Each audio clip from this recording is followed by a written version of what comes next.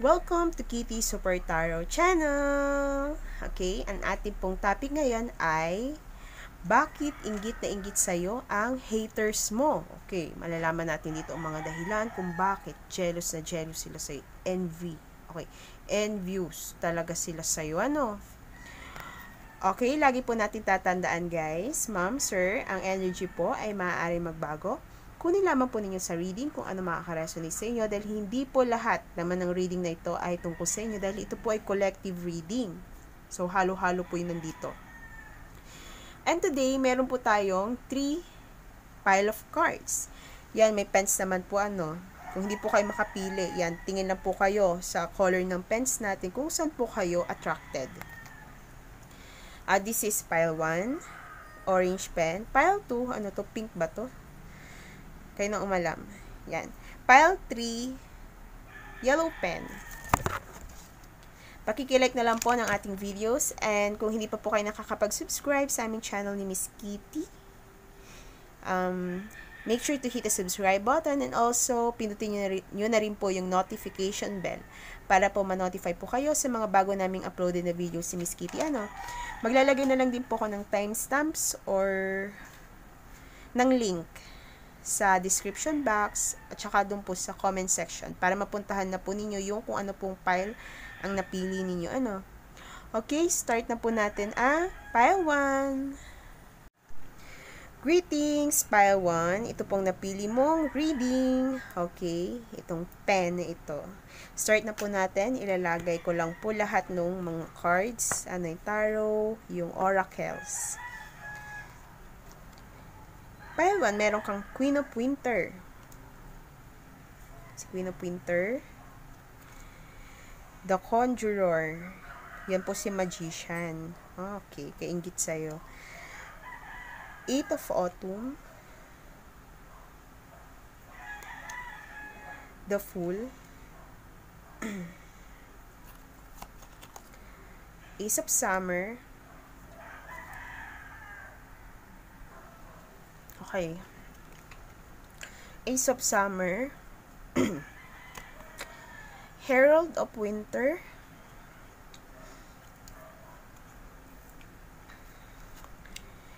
Temperance.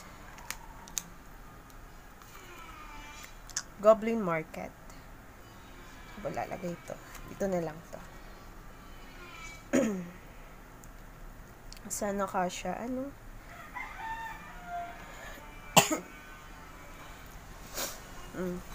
Sa yung oracle cards naman, meron kang apology,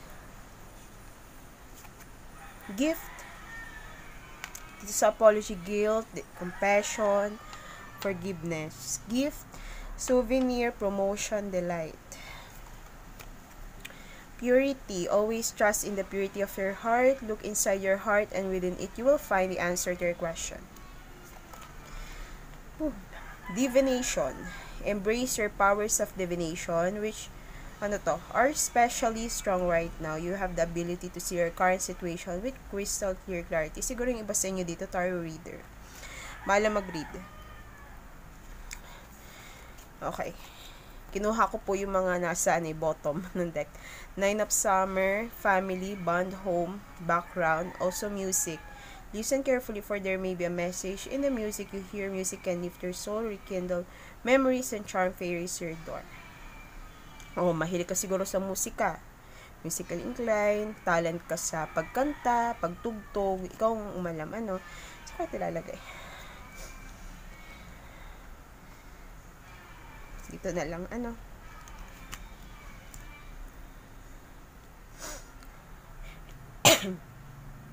Excuse po. Inuubo po kasi ako. Kaya medyo patigil-tigil. Okay. Pile 1. Dito sa cards mo, maraming kinainggitan ng haters mo na ito sa'yo. Nakikita ko na dito sa lahat ng cards na nandito, isa-isahin natin ito pile 1. Itong mga babanggitin ko sa'yo ngayon ay yung mga dahilan kung bakit inggit na inggit sa'yo sila.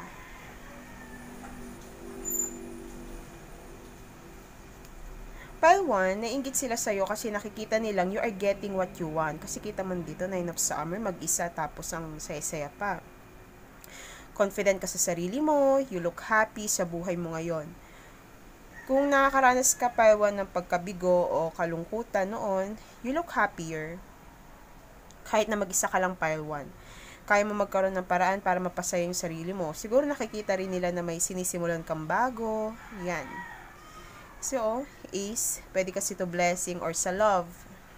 Connections mo, siguro. Mari itong bagay na ito ay parang adventure para sa'yo. Siguro pumupunta ka sa ibang locations, namumundok. Sabi ko lang, namumundok. Punta sa beach.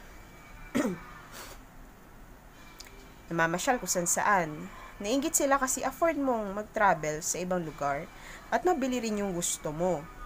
O maaring dahil din sa work mo, kaya ka nakakapunta ng ibang bansa, ng ibang lugar. Nainggit sila kasi na-experience mo yung ganito Pile 1. Siguro kasi yung mga haters mo, pangarap din nila yung ganitong buhay na katulad sa iyo eh. Pile 1, sure ka sa mga gusto mo, sure ka kung anong pangarap mo. Nainggit sila kasi na ma-master mo yung skills mo. Yung skills mo, yung talent mo, yung trabaho mo, ayan sipag ka. At talagang may work ethics ka. Independent person ka. Kung single parent ka man, may kakayahan ka mag-provide para sa family mo at sa sarili mga needs mo. Iba sa inyo dito, kahit yung mga wants mo lang Pile 1, nakakamit mo eh.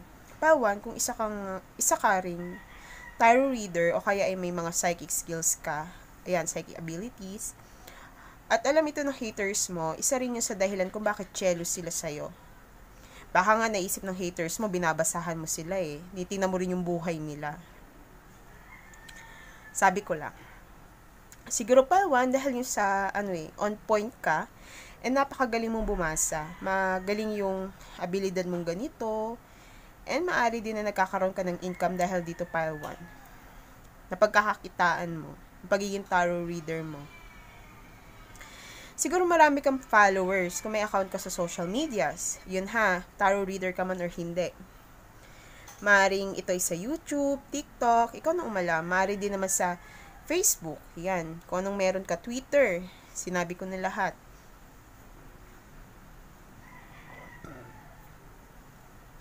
Ito yung mga social media mo kung saan marami kang followers.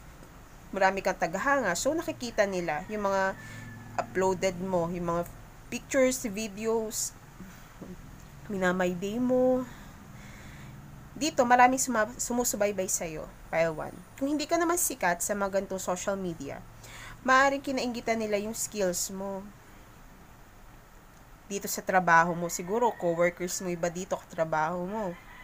Siguro, napaka-creative person mo lang din. At pinupuntahan ka ng ibang tao, maaaring sa'yo sumasangguni ang ibang tao dahil sa talent mong ito, o kaya naman ay may mga produkto kang ibinebenta, kita mo dito. Maaaring ganun Pile 1, may isa ka entrepreneur, yan, may negosyo ka, may tinitinda ka.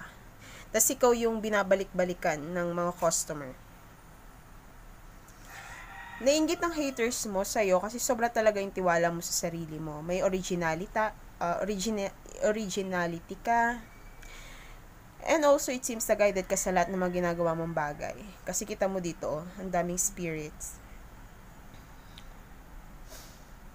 May mga bagay na yung mga bagay na sinisimulan mo, tinatrabaho mo. Halimbawa, isa kang psychic.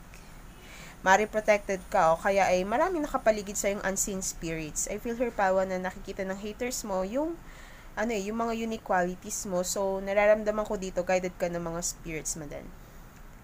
Paiwan kung sa produkto mo o sa trabaho ang kinainggitan sa'yo, nainggit sila kasi napakahaba ng pasensya mo upang bumuo ng isang bagay na ito. Siguro talagang sobrang detailed ang ginagawa mo o yung pagbuo mo dito. Okay. Minom lang akong tubig. Nasan tayo? Yon, detailed yung paggawa mo sa bagay na ito, yung pagbuo mo detalyado, hindi ka bara-bara gumawa. Kahit yung mga maliliit lamang, napaka-detail talaga.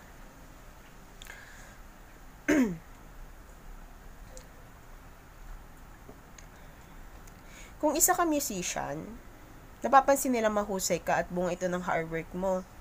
Pile 1, kung gumagawa ka ng cakes, halimbawa yan, cakes, sinapay, cupcakes, napaka-creative at napakaganda naman nagiging finished products mo. Bukod sa aesthetically pleasing, masarap din. Sa tingin ko, pile 1, magaling kang dumiskarte at pansin ng haters mo yun sa'yo. Sabi ko nga kanina, napaka-creative mo. Napaka-artsy mo, pile 1. Meron dito magandang designs ng tattoo. Siguro magta-tattoo ka. Yan, tattoo artist. Specific lang yun Pero nakikita ko dito ay dahil yun sa pagiging creative and smart person ka, pile 1, kaya nagiging jealous ang iba sa'yo. Totoong tao ka din and mahaba talaga yung patience mo sa mga bagay-bagay na gusto mong matupad. Mga bagay na ginagawa mo. Kung may family ka, pile 1, nainggit ang iba sa'yo dahil meron kang harmonious relationship sa family, friends, or karelasyon mo. Mahaba din yung pasensya mo sa trabaho mo. Napaka-detailed mo talagang gumawa.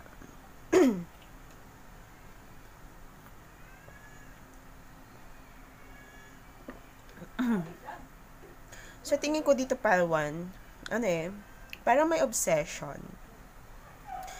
Maling si haters mo ito. Obsessed sa'yo. Obsessed sa buhay mo. At pati obsessed din siya malaman yung ginagawa mo sa iyong buhay. Paano ka kumikita. Anong ginagawa mo. Ano sinisikreto mo. Pati yung relationships mo. Dito sa card na ito, dito. Siguro yung iba sa inyo, may binebenta ka talaga, naiinggit sila sa negosyo mo. Pwede nagtitinda ka ng pampaganda, beauty products, sabon, lotions, yan, kunong malam. Siguro dahil, may mga customers ka, o kaya ay marami kang customers. Marami talagang bumibili sa'yo. Marami kang magagandang products kung saan nahahalina mo yung tao. Yung mga competitor mo siguro, yun yung mga tingin ng mga taong ito is, isa kang kakompetensya. They think na madaya ka or baka hindi naman tunay na legit yung products mo, yung iniisip ng haters mo, Siguro dahil lang sa inggit. Kaya nag-iisip sila ng ganun sa'yo, pero sa tunay, mahusay ka lang talaga magbenta or gumawa ng products na ipine-present mo sa public. Sa tingin ko talaga dito na mukhang happy naman yung family mo. Iniisip nila na nakakainggit na mapalad ka kasi halos sa sayo ng lahat May natatanggap ka, sinusuportahan ka, maari din naiinggit sila dahil na-promote ka.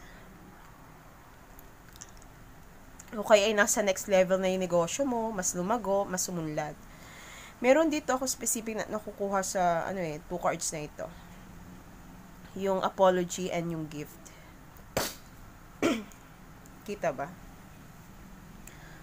Yan. Kung meron kang family member or person na taong malapit sa'yo noon, tapos nagkaaway kayo, itong person na ito gusto mag-offer. Maybe gifts, o kaya naman ay offer ng apology dahil sa nagawa niya sa'yo noon. Meron din dito na nakikita ng haters mo. Sorry, inubo talaga. Inuubo po kasi ako. Meron dito, nakikita ng haters mo na pinaghirapan mo talaga yung bagay na natanggap mo na ito. Yung bawat luha at pagod at pawis na naisakripisyo mo na. Malaki at maganda yung naging kapalit.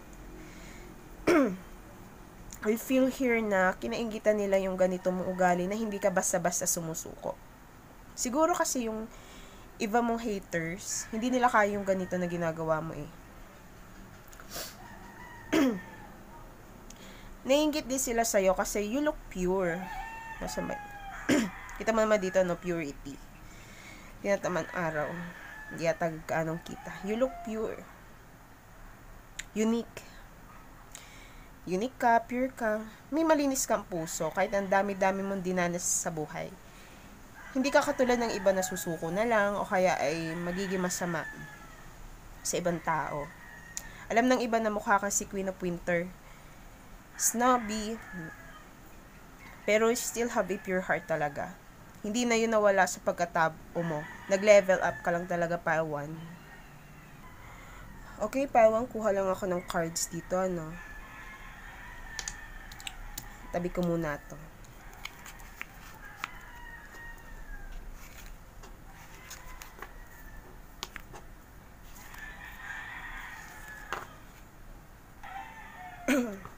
Set aside ko muna to. Okay, ito po yung maaaring signs. Kuha lang ako ng 5. Signs ni pile 1. Possible sign niya.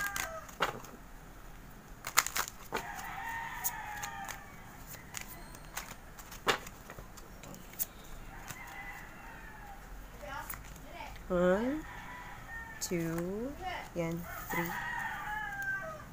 4, 5. Isa kang Cancer, Saturn, Capricorn, Moon, Cancer din yan eh. Air signs yan. Aquarius, Libra, Gemini, and Sun. Leo yata to, Sun. Parang gusto ko pong kumuha.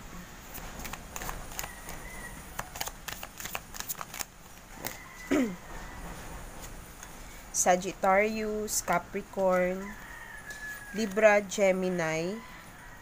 Sagittarius din tong Jupiter.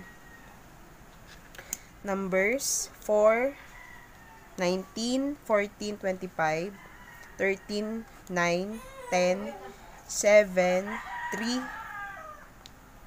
3 yan, and 18.